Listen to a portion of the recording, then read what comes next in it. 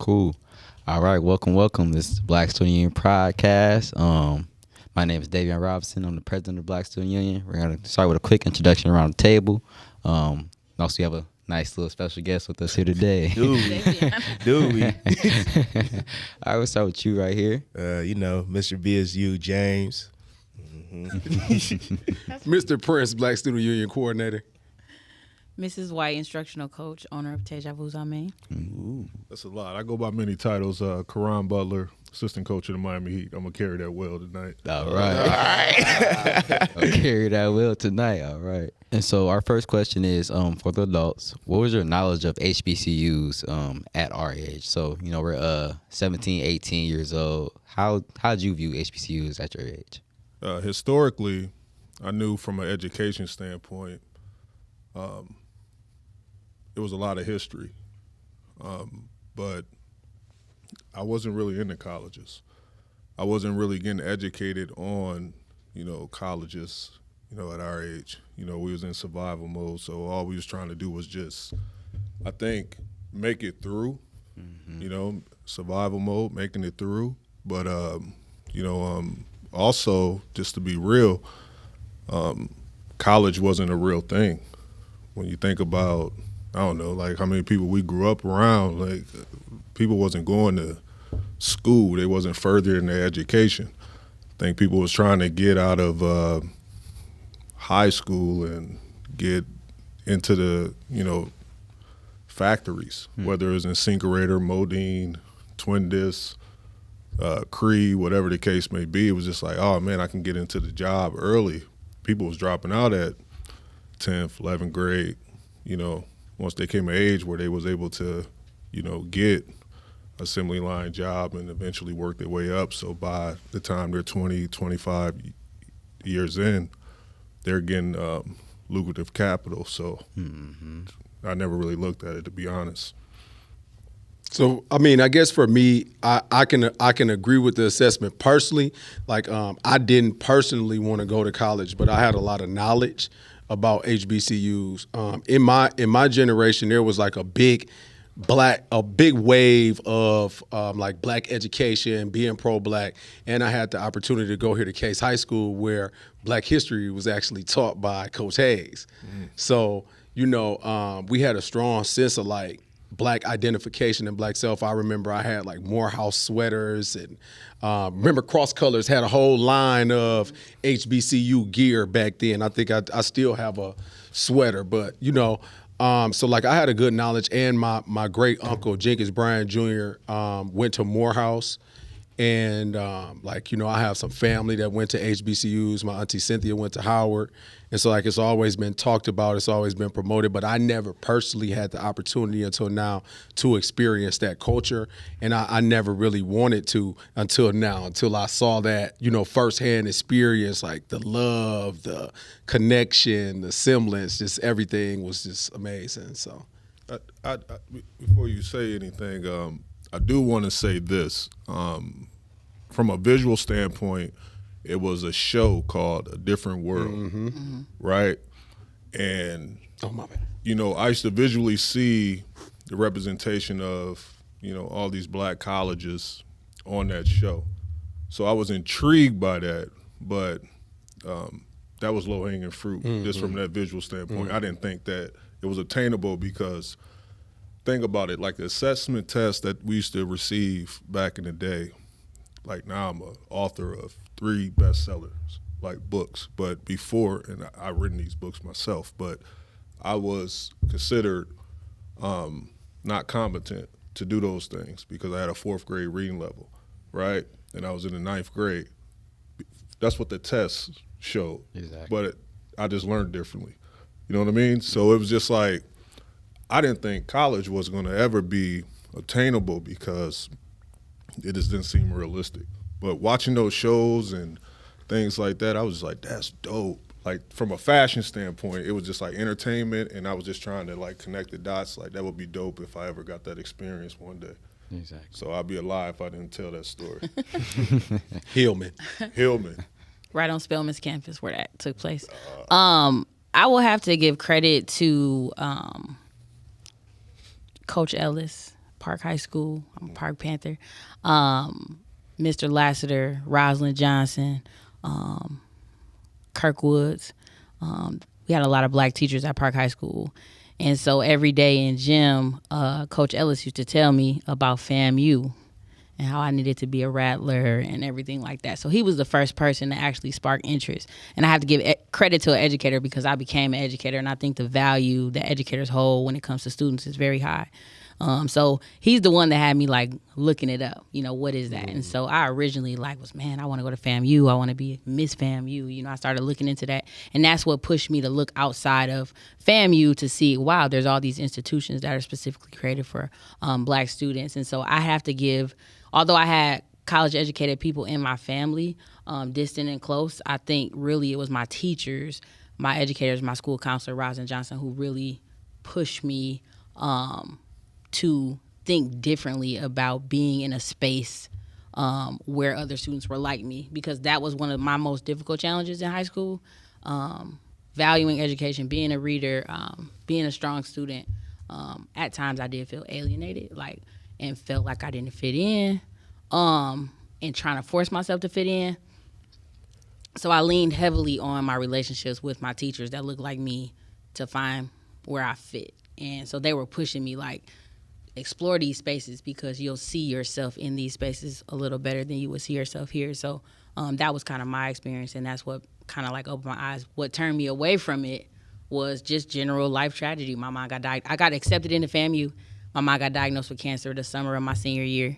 And so my safe school was Carthage. So I ended up staying home, taking care of my mom, going to a PWI, and then going to grad school at a PWI. But I think if, things were different, which they were meant to be what they were, if they were different, I definitely would have at least tried to go to HBCU. I don't know how comfortable I would have been because it was a little scary for me, dang, going to a school with all black people was kind of scary. I said that earlier in the podcast.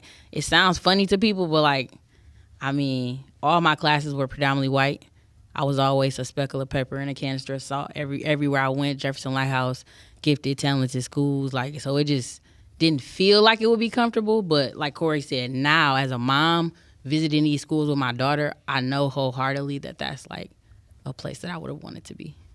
And I just want to double back too. I would be lying if I didn't acknowledge my mother, who was actually the first person who turned me on to anything about black people. I had a subscription to Emerge magazine when I was 10. I read Kaffir Boy when I was 12. I'm going to tell you, you've been to my mother's house. It's Frederick Douglass, Malcolm X, just everywhere. Everything you see is going to be black people. And so I just want to acknowledge my mother for that. For sure. How does it feel for Caron? How does it feel being back in Case High School, being back in Racine?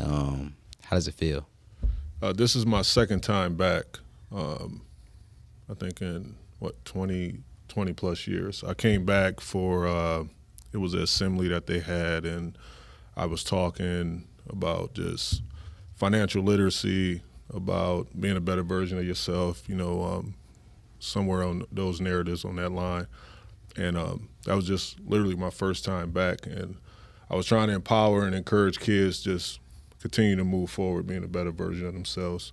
And I remember being here, and the last time I was here, it was October 31st, 1994. And I left out of this school in handcuffs, right? 18 months, Wells, got out, and just did a 360. And that was the first time I was back. This is the second time I'm back, so I'm coming with a different energy again. And the hallway seems smaller, right? A lot smaller.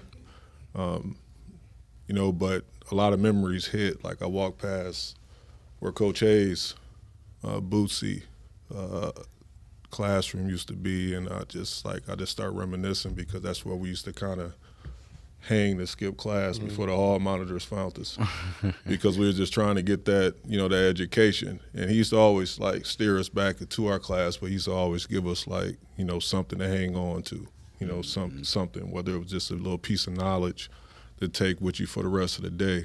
It was always a dope experience. And he's still dropping jewels. Yeah, still. He gave me the education on the community center like how they marched and, with the whole Humble experience out there.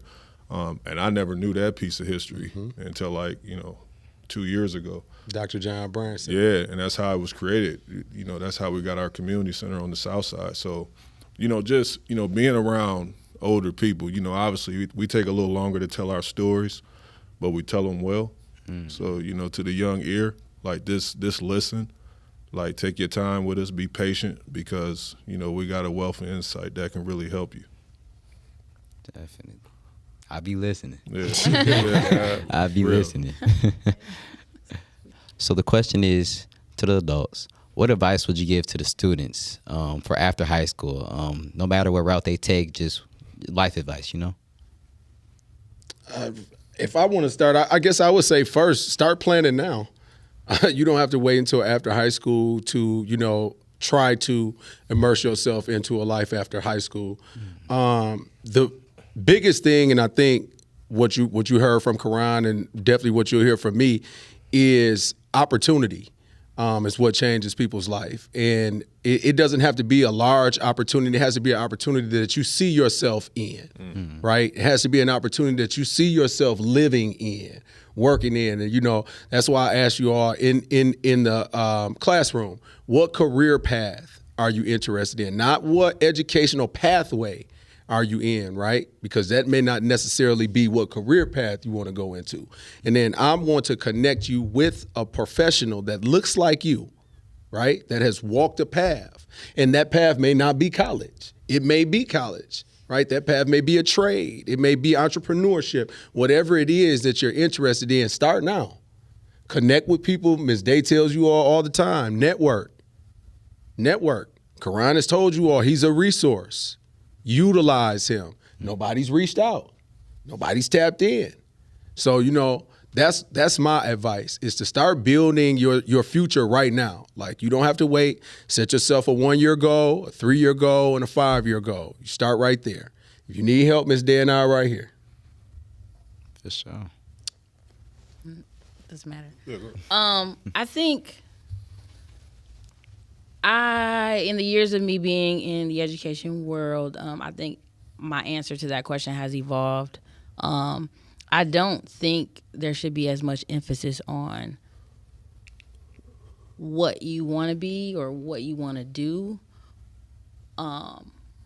More so of like who you want to become. And so I feel like you're always evolving and changing. So like, great book I read, Becoming. Really like that book, just because it just talks about how you're just always becoming better and better and different and growing. I think you may start out with a plan, and that's okay. I think you should be thinking about things and exploring things, but it's okay to fail at those things, because I think that's what builds wisdom and character to be able to be who you're meant to be. I think I was misguided by like, oh, you're a smart student, so you should be a doctor, or you should do this, or you should do that. And people try to pigeonhole you into these boxes. And so as an educator, I've just moved to this point where when I talk to students, I really don't even ask them what do they want to be. I more so ask them like, what's your plan? What do you value? What means the most to you? What's your why? You know what I mean? Like, because those are the things that ultimately will allow you to move forward more organically. I feel like sometimes you feel like you got to get a job, you got to go to college, you have to do something, and sometimes just learning yourself and exploring those things and not feeling in a rush. I think in this day and age, everything is a rush. We want everything quick, and nothing comes quick that's worth having. So like, I just feel like he said earlier, listening, valuing where you are now, conquering the 24 hours that are in front of you every day, being your best self, competing against yourself, loving yourself every day.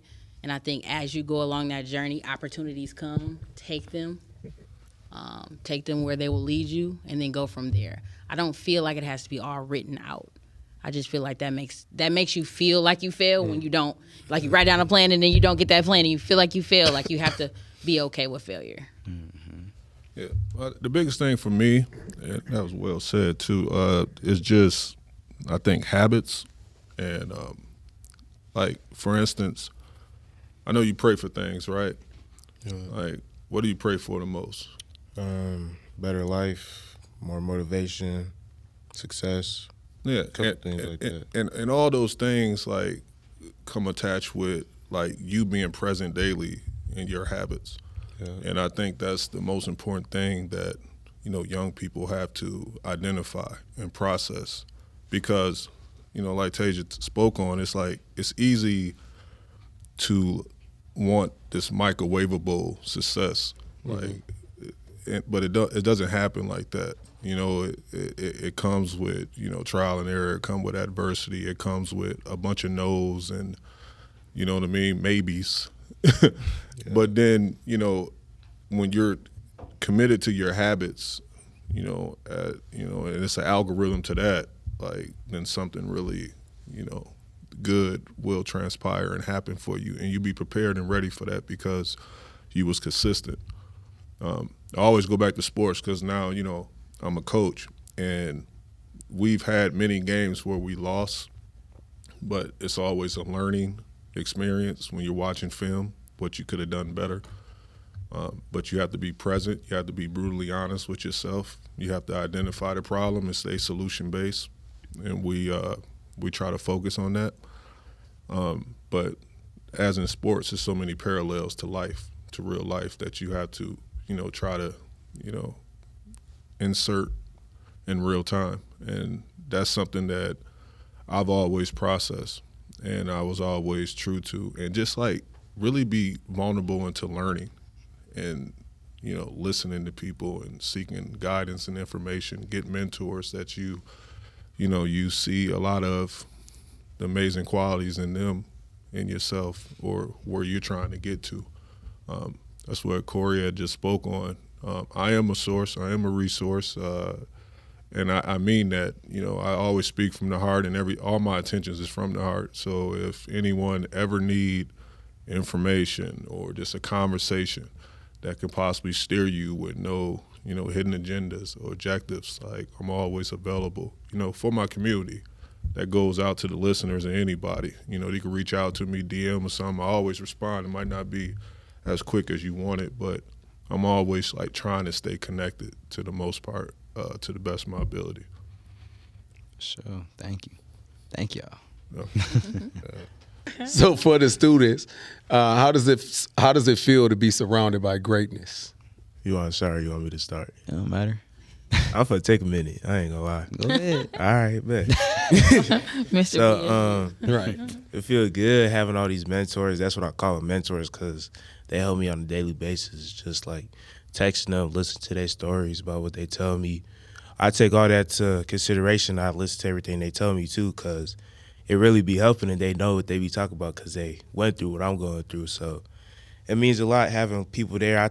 They're like, I don't know how to call it, but they're like, I'll call them like another set of parents, because they there for me, and they want me to succeed, and they want me to do better in life, and they want me to achieve my goals, because I don't know, it's just like, it's not them living through me, but it's them helping me to live a better future and live and become a better me. That's how I could word it. But it feels good having these resources and people behind my back and support, because that's all people really be needing too. So it feels good having people in the room with me or people on the phone I could call late night. I'll text Ms. Day and she'll help me with a question. She probably helped me with all my college stuff. I ain't gonna lie, I probably wouldn't be going to college without Mr. Prince or Ms. Day or all my other teachers that helped me with this. But it feels good to have them two specifically, and also Ms. White to help motivate and push me, because like, you just be needing that extra support on days you wake up on the wrong side of the bed and you tired. So it means a lot having all these people that care, that genuinely care for you, and that's all you really be needing too. So that's the most I could probably say. Yeah, definitely. I agree with what James said. It feels good to be surrounded by greatness. And greatness, it's a lot of people that you could say are great, but these people are really great. Like, damn. It's like, I put the emphasis on the word great. They're great black community leaders in our community, you know. They always give back. They're always active in BSU, in the community, and whatever they're doing, they're always doing the best they can do, and it's always helpful. You know, seeing somebody that's so successful right next to you, being able to talk to you, being able to give you advice, and, you know, having resources like Caron, you know, somebody that's made it like that next level. You know what I mean? Just being able to talk to him, get that advice from him. You know, being able to just, you know, because we look up to people like him. You know, we like, man, Caron did that. I wonder if I can do that. Yeah. And it's like, when he right here, it's like, I can't do that. It feels crazy because, like, it's like you can do that. You know what I mean? It's like, and he got like entrepreneurs like Tasia. You know, it's like, I want to be an entrepreneur in the future. You know, I want to start right now, honestly. But you know, just having people like that you just talk to, you know, talk about her experiences as creating her own restaurant and stuff like that, and how that go for her, and what steps did she take, and how could I take those steps and make the right choices. You know what I mean? Like, being surrounded by greatness is great, because these are black great people. You know what I mean? Like, it's like black greatness. You know, black excellence. There we go. There we go. That's what I was looking for. But yeah, I love it, man. I love being surrounded by these people. Man, look. Miss D, y'all gonna make Miss Day cry. Yeah, no, like, but we do this though, and I probably can speak for all of us. We do this because we care, and it's why, you know, it's resonating with you all. Why you feel it is because we genuinely care. It's why we do this work. It's why we support you all, and there's nothing that we won't do, you know, within limits. Because I ain't some things I'm not going to do, but seriously. You know, we really will give it all for you all, because a lot of the things that we're trying to give and trying to instill, we didn't have. We didn't see, right? You know, we didn't have access to. We didn't know about. I heard a lot of that in the conversation with the students. When you went on the Black College Tour, all the information that you received that you didn't know, right? Those things we didn't know either. And so we want to instill those things that we didn't have in you all. We want to be there. Full circle moment. So James, I met James through basketball. So we all know that's a huge part of our community. So James was working out. My daughters were working out. So I met James. I don't know how many years ago. I was like. And then full circle, I'm at Case. He's at Case.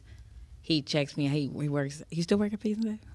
Nah. Well, he used to work at Pick and Save by my house, so I would see him there all the time. And I love seeing kids that I meet in the community, like, working. That's always awesome. So I seen him, never knowing that we would cross paths in high school.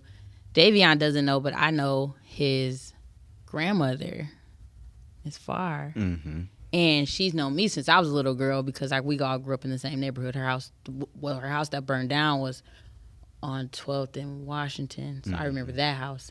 And now she's just down the road from where I grew up too. So you probably don't remember me, but I know your mom and the whole Fire family. And actually Tony. Uncle Tone. Tony was neighbor. Everybody in the neighborhood called Tony Uncle Tone. Uncle Tone. I actually still call him Uncle Tone. I just saw him today. I'm like, he's somewhere jogging right now. He was here this morning. Oh, okay. But what I want to say is, like, and I won't stretch this out, but you guys may or may not agree. I think back then there was a different level of black family community back then, and I have seen it kind of deteriorate. So, like, we knew each other's family. So, like, if I would see Tony's kids somewhere, or, you know, all of us play basketball together at the Bray or at the Bryant, like, and we all looked out for each other. So I still value that. So, like, even though, like, you didn't know who I was, like, I know your people. You know what I'm saying? And even though I never met James' parents, I felt like we connected up from a sport through a person we knew mutually, and I always thought he was a respectable young man. So when I seen him here, perfect. I want to see him do well. And so when I found out you got accepted to Howard and found out you got accepted to Clark, like, you guys aren't my kids, but, like, I felt like you were. I was really happy for you guys, because I know what that means, right? You talked about opportunities. That is an opportunity that you guys are going to capitalize on. So that really makes me happy. So I do it just genuinely because I absolutely care about you guys. Like, I don't feel like I have a value in the community if I'm not extending or helping. Well, then why am I here? It's not enough for me just to do something or do something for my kids. I feel like if I'm going to be here, I'm going to make sure that whatever I know, whatever I learn, whatever I have access to, that I share that with other people. So never hesitate to ask questions. Speaking of asking questions, I would also give you this, like, this: empty yourself, like, daily. Empty yourself. Go to bed exhausted with leaving nothing, like nothing in the tank. We always use that term in sports, where it's like, hey, we got 4 quarters, 48 minutes plus, empty yourself out there, 50-50 balls, everything. But in life, it's like you're going to have 50-50 situations, right? Mm-hmm. And you got to be like, your synapses got to be firing, and you got to make the right decision in the moment. So you got to always be present. But I think the resources and the opportunities that's available daily, really utilize them. I can't stress that enough. You know, over a 16-year career in the NBA, what I used to value so much, a lot of dudes, like they land in the city, they go take a cat nap, and they hit the block. They go to dinner, they hit their favorite spots, they let the world know how much money they got, and they repeat and do it again over the course of, 30 different cities over the course of a season. My thing was always, and I did have a fair share of fun, but my thing was I always wanted to go to cities and sit down with some of the most like this intriguing entrepreneurs and business people that I knew that I couldn't have access to if I had X or retired in front of my name. Mm-hmm. So I would like call my agent and be like, you think I could get a book deal? He's like, man, like you can get anything you want right now. You're an all-star. Like, all right, yeah, put me in front of the literature agent. I want to talk to them. You think I can meet with Master P, Russell Simmons, or any of these guys that I grew up watching and admiring from afar? He's like, yeah, they'll meet with you. I'm like, leave them 2 courtside seats in L.A. or Philly or wherever we at in New York, and I want to meet with them after the game just to pick their brain. And I did that enough for almost 20 years where, like, I looked up and my network was just crazy in my net worth. You get what I'm saying? Mm-hmm. Like, while I'm earning. Mm-hmm. And, like, it's expanding and it's growing to something that you couldn't even fathom. So what I would say is just, like, make sure that you're building something larger than yourself. Tasia touched on it. You know what I mean? Like, make sure that you're thinking like that and emptying yourself. And, man, bro, I'm telling you, it'll take on a life of its own, and now you just, like, living in your dream. You know what I mean? Instead of experiencing a nightmare, for real. Mm-hmm. For sure. All right, let me sum up that question. Yeah. How do you feel about the centers not being used as often? You know, you guys grew up in the centers basically, and our generation, we don't really do the centers anymore, honestly. So how do you guys feel about that? You guys are thinking heavy. Y'all want me to start? Yeah, go ahead. You guys have. For me, I think that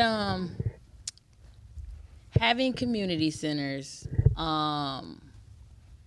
really helped me to understand the value of organization, order, like your role that you play. For me, it was like, and I talked about this a little bit earlier. So my parents were married. I lived in the 1300 block of Grand. My grandma lived on 1710, but they both owned their house. Like, so there was like some people in the hood that had a little slight different experience. So some things I understood, but some things I didn't, but I was around it all the time. So for me, when I used to go to the center, I used to be like, well, I don't drill team because I really wasn't good at that. But I played basketball. But where I found myself a value was I used to tutor all of my homeboys that played basketball so that they could stay eligible for the high school season. And it's so funny because to this day, some of them, unfortunate, bad choices. When the 50-50 ball came, they chose the wrong choice, right? Some of them are not here to, But the ones that are, like, still to this day, they talk to me about how important that was to them, right? Because I looked like them, I lived by them, but I was able to offer them some sort of support. And that was where I fit in those spaces. You know what I mean? I was never in what was the drill team? I forgot. Southside Strutters. I was not a Southside Strutter. I was not. It just was my thing.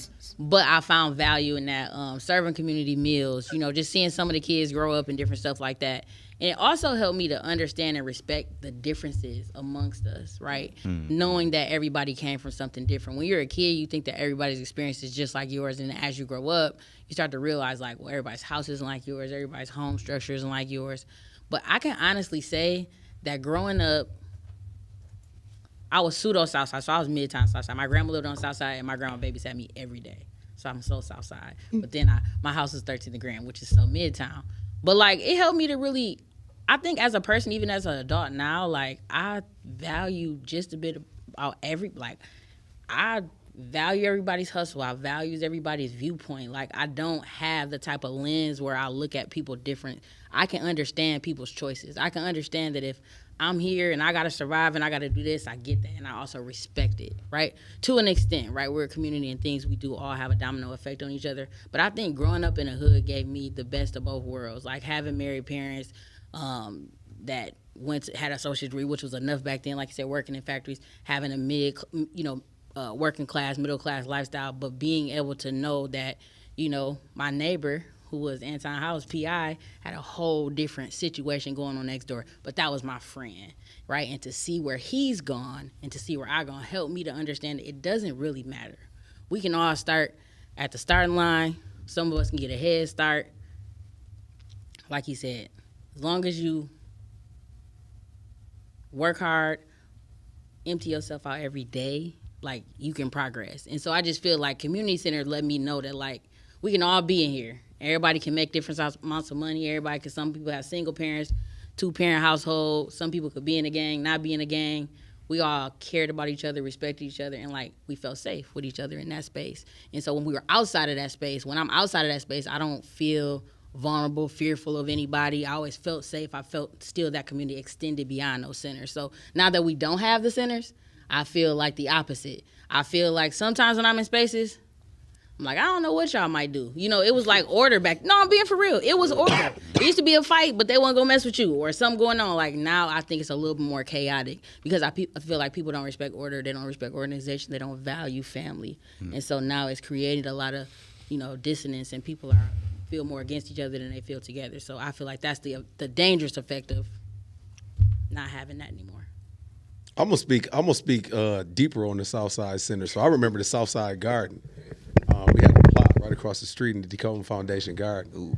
I remember going there with my grandfather and my grandmother, and then they'll let me go in the center while they was guarding. That was my time as before I can go by myself. But just thinking about that, I remember the center as a sense of community.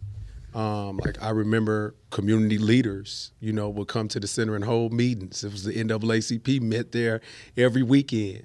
I remember learning how to play ping pong against Morris Reese, learning how to shoot pool against Poon, first black person I ever seen with his old pool stick. You know what I'm saying? And he had a Green Bay Packer coat. It's weird, but it really did teach you order and respect. And like even as teenagers, we had to earn our way on the middle court, Yes. right? Because there was order, right? The people who were older than us, who hooped, his uncle and that generation, they earned the right to be on that court from the people before them. And so 5:30, it was our time to go, unless you could play. You could play, all right, get your 5. You're not running with us.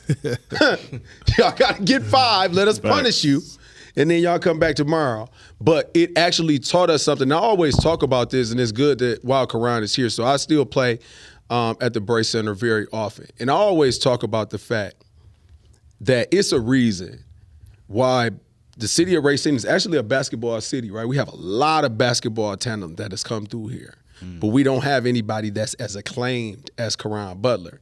And I say that because, like, I was there for a lot of the younger year journey, and I know what was instilled in us, right? I know that, like, on Stephen Bull Playground, we had the ball taken, kicked. We had to go get it, and we couldn't say or do anything to the person that did it just out of respect, right? Because they were the big homie, and now that's lost. Now big homie do something, he take your ball and kick your ball, big homie may die. No, fact. It's a demonstration. But it wasn't like that then. It was the respect that whoever was in charge, we respected order. But I also just talk about that toughness, tough juice, right? That toughness. Where did that come from? Well, it came because that's literally what we did. We had to get fouled. We had to get beaten, brutalized in order just to play.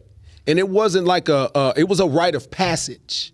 You know what I'm saying? It was a rite of passage, and it made you feel good about earning that respect. And I think that that's what a lot of young men are missing now, is that sense of self-respect. because they haven't had to earn it. And so you just feel like everyone owes you something, and they don't. You know, you actually have to work for things. Facts. And so I just talk about that all the time. You know, when dudes come in, they want to play basketball, and they come in and they just sit in the gym. They're on the phone, and they're waiting on somebody to say, man, you playing?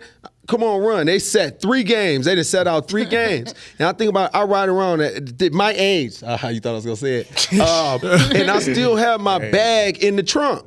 You know, if I hear the ball bouncing, you say the wrong word, I'm going to get the bag and I'm suiting up. Okay. No, facts. I hear you. And, you know, but that's that type of mentality that the center instilled in us. You know, I bet you, even from center games, you can think of, you couldn't sleep some nights. Thinking about you waking up, you hear the ball bouncing. You know, those type of experiences, man, y'all missing those. Your generation is it's missing all of that. Yeah. You know, as Mr. Prince talking and I'm listening, right? I gotta give him his respect, you know, grown man. So like, I'm thinking about everything I've learned at the community center, right? I learned how to spit game at the community center. You know what I mean? Who used to answer the phone? First girlfriend, you know what I mean? Like, I used to, just to hear your name on the PA on the announcer, I used to call the center and ask for myself. I knew the payphone number at the community center, so we collect calls at the payphone for all the OGs that was in jail. I used to watch the pool hall games, the ping pong games, the chess games, the checker games. I took karate class in the back room. Were you on the flipping team? I was with Jose Winston. I was a flying tumbler for about 2 weeks. Man. You know what I mean? I told myself up. At Douglas. That's a whole other story.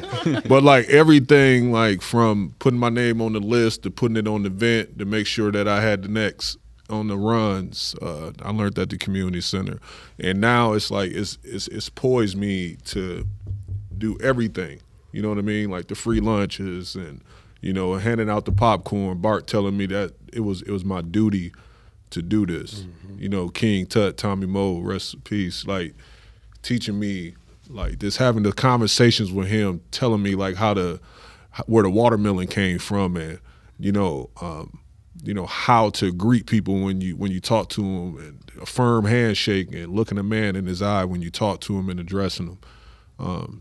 You know, all those things I learned at the community center, and it is lost now. And one of the main reasons that why we wanted to keep the Bray Center open was because we just didn't want it to fall by the wayside. Because when you think about it, everybody always talking about mental health and therapy and doing therapeutic things for your own sanity. Sometimes you need a good run, a pickup game to release some tension and some stress. Because if you don't get that out on the court, you're going to get it out somewhere else. And now you're spilling on other people, you know. And the one thing that I feel like we struggle with here in this city is practicing emotional intelligence. Like, we don't do that. We don't talk to people about what's really going on. We do like surface level, a lot of surface level stuff. And we don't like this emotionally vomit on people and tell them what we really feeling, so we can kind of get some solutions, some real solutions to help us. And you know, it ain't, you're not lesser of a person when you ask or tell your truth in a humble way. That's why I think it's so important that, you know, you get circles that you can vent to, get circles that love you for who you are. And that's what I had, you know, at the Southside Center. But I hopped around to every center. I went to the Bray, I went to Laffey, I went to Douglas. I was all over the place. I even used to go to Humble just to work on some stuff that I wanted to do on the main court. But I knew I can get it off at Humble. Like, I could try anything, and it has always worked. I was like, dude, they falling for everything. No disrespect. Like, all the cats from Rubberville. No, with disrespect.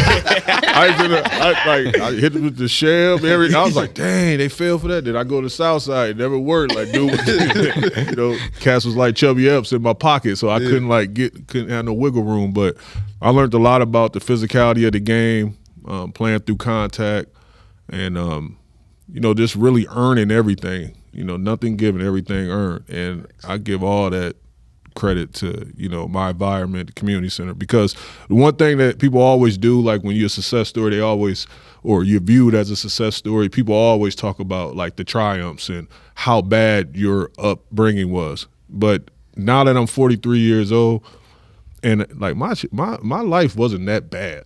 Like I made some bad decisions, and I'm a product of those decisions, but I also made some great decisions, and I'm a product of that too. So I 80-20, right? Yeah. That's 80-20 rule. Like 20% of my decisions was terrible, but 80% of them was just amazing. And the experience that I experienced in the community, knowing families, going through adversity, going through good things, having that connection, it shaped me to who I am today. And I'm able to coach a certain way from an authentic spot and place and with empathy because of everything I experienced. Whether it's been people that we lost in our community that we all feel that hurt and that pain, whether it's success stories that we see people that went through everything, overcome addiction, whatever the case may be, and then all of a sudden they become this better version of whom they are. I'm able to like put all that in gumbo, like in a pot, and just like coach.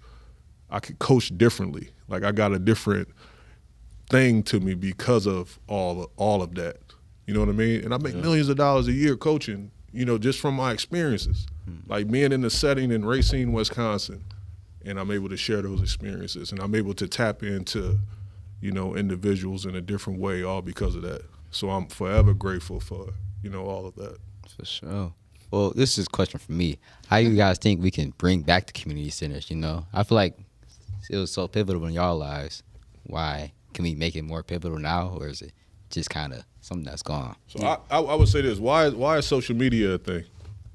Because people use it. Exactly. You feel me? So if you're at the community center, that means you're using the community center, and now the higher ups, everybody that's involved that have any financial kickback or give back or anything in them, and when you're talking about programming and giving to different organizations, you're going to say, this is where these kids go. We have to support this. We have to give back to this. Otherwise, the people that's like using people as pawns and playing this game, because we're all a product of decisions made by people that's way higher than all of us. That's facts, and I've sat in different rooms and different organizations, from the Somerset group to the Rotary group and all these different groups out here that pretty much run southeastern Wisconsin. And they determine sometimes where the resources go and what's important. And if they don't feel like, well, it's not enough people over there and it's not that important, that's a thing of a past, and then therefore the resources don't go to those things. But if you're an active participant, if you're there, if the youth is there, they feel like these things are important and they're going to put financial resources behind it. And there you go. You've given it life. You've given it, a heartbeat. Okay. Who defines our culture? Us. So if we define our culture, how are we letting other entities dictate what resources we utilize, right? The center is actually open till 8 p.m., the John Bryant Center. And at that center, they have karate free right now. At that center, you can go and learn how to play the piano free right now.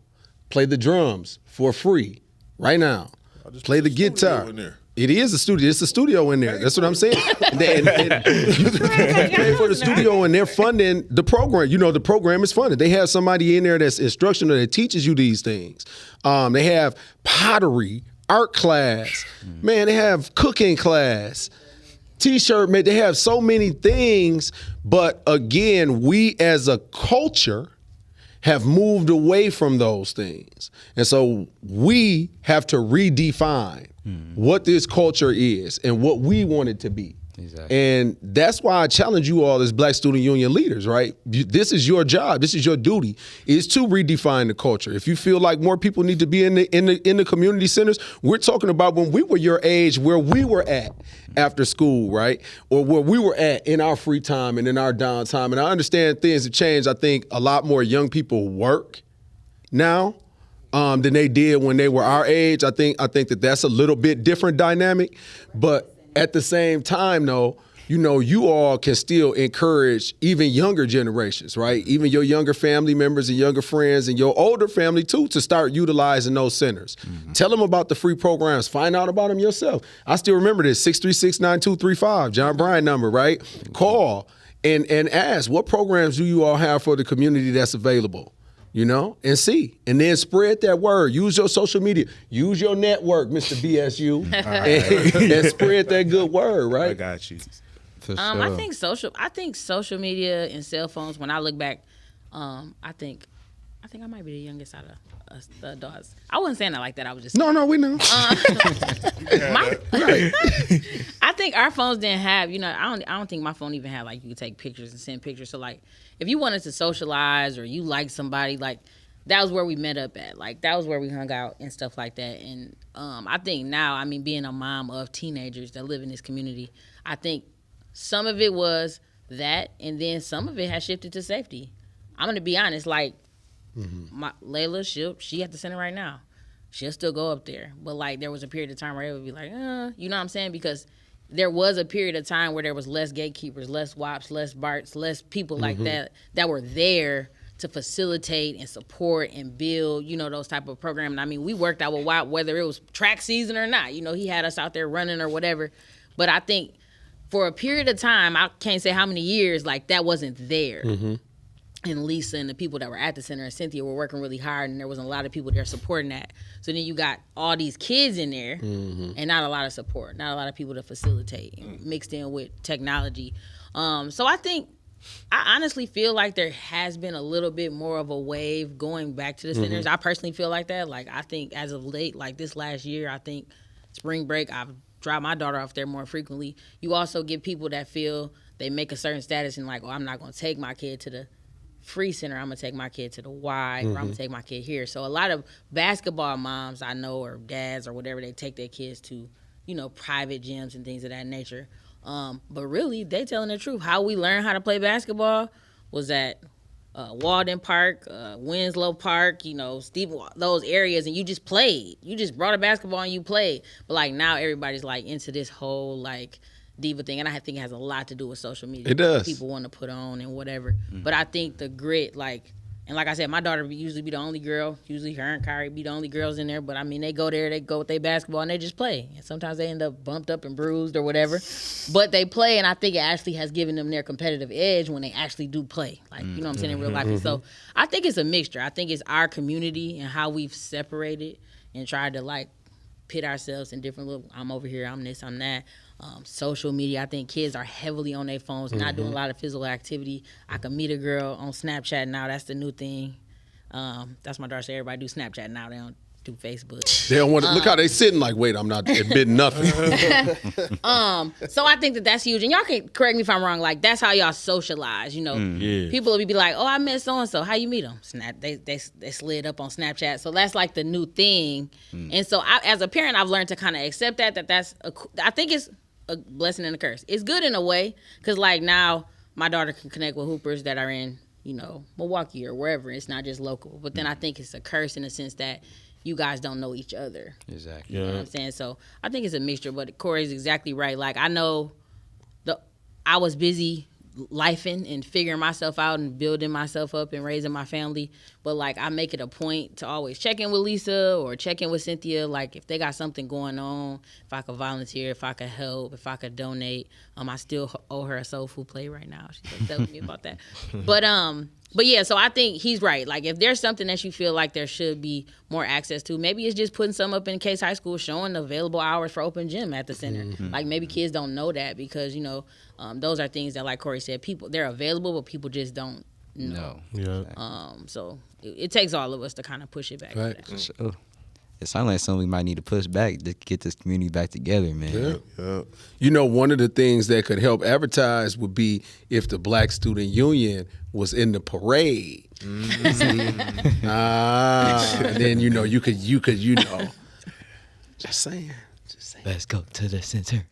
There you go. Nah, definitely. All right. Wrap it up. All right. Thank you guys for watching. This is the Black Community Podcast.